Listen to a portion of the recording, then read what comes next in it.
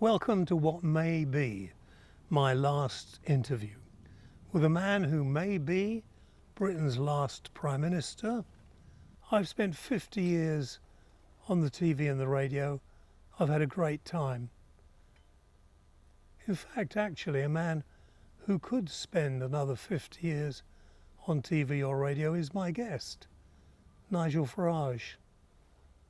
I think 50 years is a bit optimistic. I don't know. A lot of people think that you will win the next election. I hope that. But there is the chance, slight chance, that you will lose the next election. What happens then? Well, look, winning the election, I mean, if I'm the bookie's favourite to be Prime Minister, which I am, it doesn't say much for the rest of them, does it really? By quite a lot, aren't you? How many now? No, I mean, we've actually led the last 55 opinion polls in a row. Yeah. And they're in a blind state of panic. And Starmer can't cope with it. And he sits in Parliament, he stares at me. He doesn't know what to do. If I walk past him and go, "Morning, Prime Minister," they don't know what to do. And the Tory party, their leader, what's the name of their leader? Oh, and that Kemi, yeah. I mean, no, but you've got to laugh. James, we have a chance of doing something really historic, really genuinely historic. And there's a momentum out there, there's an optimism out there. They're going to throw everything they got at us, but I think we're going to do it. And I'm certainly not even contemplating failure. What are you going to say to make those people who say, "Nigel, he's great, but he's just a showman"? Well, I hope I am. Well, you are. Well, leaders are, aren't they? Look at the rest of the world, Yeah. and there are some interesting and entertaining leaders. Oh, without any shadow of a doubt. No, we are particularly mired at the moment. I mean, Italy's a good example. Meloni came in. Do you remember all the press? Oh my God, it's all going to be a catastrophe. Well, a couple of years on, she's brought stability to Italian politics, which, if you think about all of our lives, what Italian politics has been, that's pretty remarkable. So you're right, all over the world there are strong leaders, differing opinions, but strong leaders. We are in a particular mess. But Starmer, let me give you an idea of the lack of leadership ability that Starmer's got. 5th of July last year, he's just won a blooming landslide. He stands at 11 o'clock outside number 10 at the podium. The rain had stopped. They saved all that for Rishi when he stood at the same podium a month before. And Starmer delivered a 9-minute address to the nation. He looked down at his notes 158 times in 9 minutes. He couldn't even deliver half a sentence without referring to the script. Now that tells me everything I want to know. That tells me that his form of political leadership isn't coming from there. It isn't about core values. It isn't about core beliefs. I find the lack of communication skills amongst today's leaders truly astonishing. Truly astonishing how low grade the whole thing's become. What I think is you're putting script writers out of work. Starmer doesn't even write his own script, because he admitted the other week that when he gave the Nation of Strangers speech, which they did to try and counter the reform vote, a few weeks later he said, "Oh, I hadn't read the speech properly." So you're now thinking, I know, you're now thinking puppetry. Someone says, "There we are, Prime Minister, just stand up and read that out, will you?" It's unbelievable. There's a complete... So if people say I'm a showman, fine. I'd say I'm a communicator. I would. That is a word that is too often not used properly. When I sit in the House of Commons now, I look around and I sort of have a quick peek at people's backgrounds. And you want a parliament with all people from all walks of life. Of course you do. You want social workers, you want former civil servants, but you also want people who've run small businesses. You want people who've done different things. I mean, 25 men and women in the cabinet. Only one of them's ever worked in the private sector. They are, literally, this is the public sector. This is the taxpayer-funded, should I emphasise, public sector that has taken over the country. And it doesn't seem to understand that if you don't create wealth, you've got nothing. And my fear is there's an exodus going on. As we speak, there is an exodus going on. The non-doms, the rich foreigners, they've left in droves. Many, many 30, 40-somethings who are ambitious, entrepreneurial types have up sticks from America, they've up sticks for Australia, they've up sticks for Milan, who are doing tax deals. Yeah. I even had this week a friend of mine who's done very, very well in business, and he's leaving before the budget in October because he fears a wealth tax. And so we're losing rich people, we're losing rich foreigners who contribute a huge amount to the London economy. They're going, but we're also losing young talent. And you remember, I remember the brain drain. Yeah. The late 70s, the Yeah. brain drain.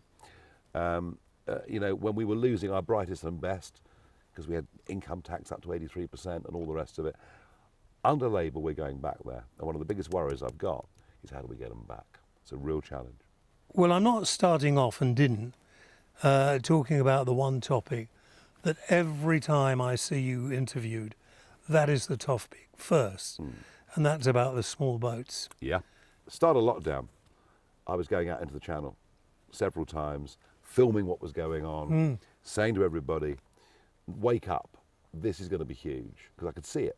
I just had a feeling about it. It was funny.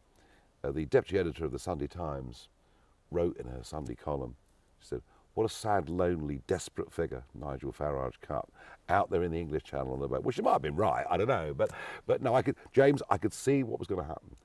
I could see, if there's no deterrent to coming illegally, and then I went and filmed the first hotel. Well, hang on. They're being put in 4-star hotels, 3 meals a day, pocket money, free medical care, free dental care, and a chance to work illegally at the same time. Huh. I could see what was going to happen.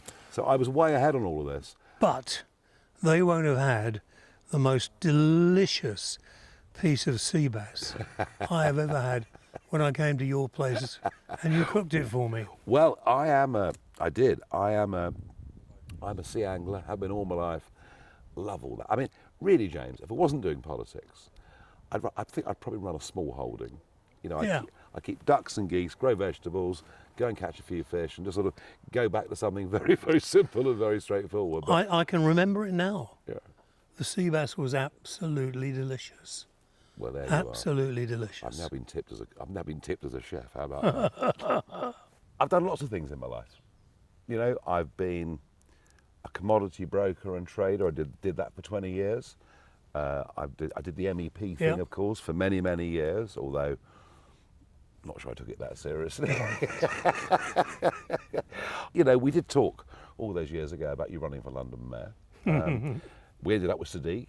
It might have been better if we'd had you, James. That's not my fault, by the way. We were going, my wife at the time were going to LBC, not to LBC, to ITV. And she turned to me and she said, they're taking you seriously. And I said, well, that's good, isn't it? She said, no.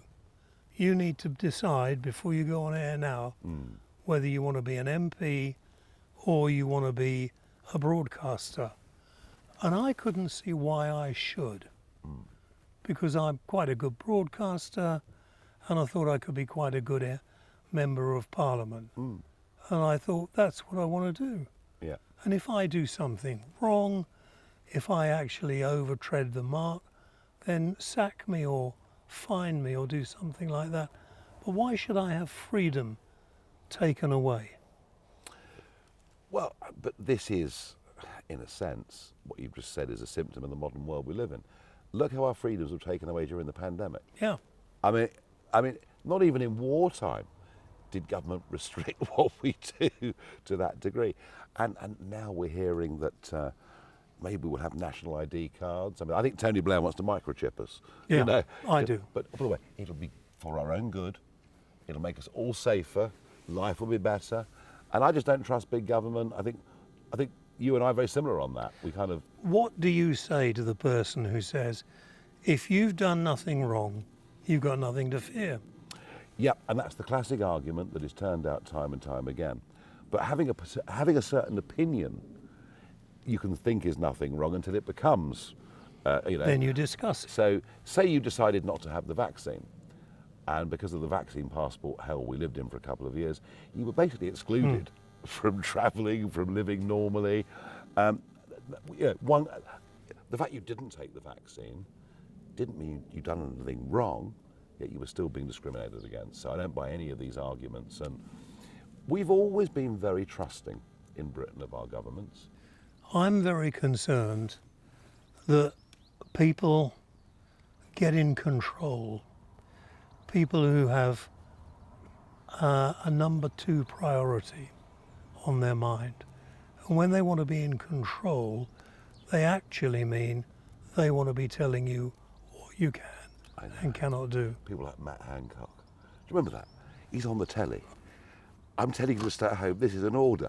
I mean, if I could have had a brick, I'd have chucked it at the telly. Some little pipsqueak telling me I couldn't leave the house for more than an hour a day. I mean, we've got problems now with new measles. Yep. So how do you get round in a discussion talking to a mum and dad about little Johnny? He's ill, but if he gets measles anymore, he could be dead. A lot of trust in vaccines has been lost. I grew up having vaccines. We all had as it you done did, at school. BCG, it meant you couldn't get tuberculosis ever, you know. A lot of diseases like polio basically eradicated. But then when the mRNA vaccine came along, I had no, I mean, you know, I'd read a few doubting voices on the internet. I thought, no, I'm perfectly happy with this. I've grown up with vaccines. I went and had the first two. By the time it came to the booster, and by this time, James, they were texting me, emailing me, calling me, you haven't had your booster yet. And I started to ask questions. But surely if I've had the vaccination, that means I don't need to do it again. And they basically lied to us. Do you remember the advert? Yeah. Could you look into his eyes? Meaning, if you haven't had the vaccine and you meet your elderly uncle, you're going to kill him. That's effectively what they were saying. And then we learned sometime on, they knew all along, that having the jab did not stop you from passing on COVID, did not stop you from catching COVID again.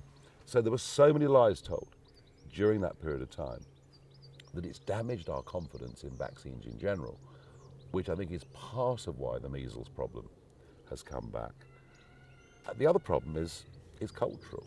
I mean, London is where the problem is. If you look at different places in London where they're against vaccine for cultural reasons, these things are going up and up and up. Oh, Dartford, just down the road here, has got a yellow fever clinic. Yeah. You know. Yellow fever. Yeah. I mean, I've only once been kicked off Twitter, as it was. Only once. And that was when I put out a tweet to say that the Western Docks in Dover had basically been evacuated that morning because coming across on the dinghies were some people very sick with COVID. And I was kicked off Twitter. I had to apologise to get back on it because to attribute a disease with a certain grouping of people was considered, as you say, racist extreme. Well, I can sit here today and tell you that as we speak, diphtheria is spreading in the camps of Calais. Yeah. All right? A disease that we eradicated back in Edwardian England is spreading through the camps of Calais. And I think things are changing. I think they call it the Overton Window. I think what we're allowed to debate is now becoming much more mainstream, much more real, because I think what we know is that this country has been the most open-minded, the most accepting, in fact the most compassionate over centuries when it comes to those around the world in terrible peril. The difference now, and I do think Blairism's got a lot to do with this, through what was called multiculturalism, we actually encourage groups to stay separate, to stay different, rather than joining in. And now we've got groups of people, James, large groups of people in London, who literally hate our way of life. I don't have very much time left. And it's not a time when most people would really want to make an interview or talk about it. Yeah, but you're James Whale. Yeah, I must do something different. But I'm talking from this perspective of why on earth we don't do something to show the people who want to come here and who come here. And why do they want to come here? Because this is the best country in the world. Well, yes, and It was. we're a soft touch. We're a soft Yeah. touch. We're a soft touch. I mean, what sane country says that you can access the benefit system as quickly as you can in this country? You know, you can't have freedom of movement of people at any level, or open borders at any level, all the while you've got a social security system. Yeah. And we're now learning the truth that, of course, net migration is making us poorer. All the old arguments about everybody comes here to work, it's all nonsense. Most people that have come here in the last 10 years aren't working. And I think the public are waking up to that, and that's probably why reform has done well. Firstly, because we cheesed off with the two parties. They both look a bit like, you know, each other and failures. And secondly, because I've been saying this kind of stuff for a very, very long time, in the face of a lot of hostility, in the face of a lot of abuse, and people are beginning to say, do you know what, this bloke's right. He's actually called this stuff out, you know, and been saying it for a long time and been consistent. And people want a real change. How long before they get it? I am not convinced, despite the massive majority, I am not convinced this government goes the full term. I think the economic problems that are building up are akin to the late 1970s. I think the debt burden just gets bigger and bigger. We're basically going into recession. And you know who's going to get the blame? Who's that?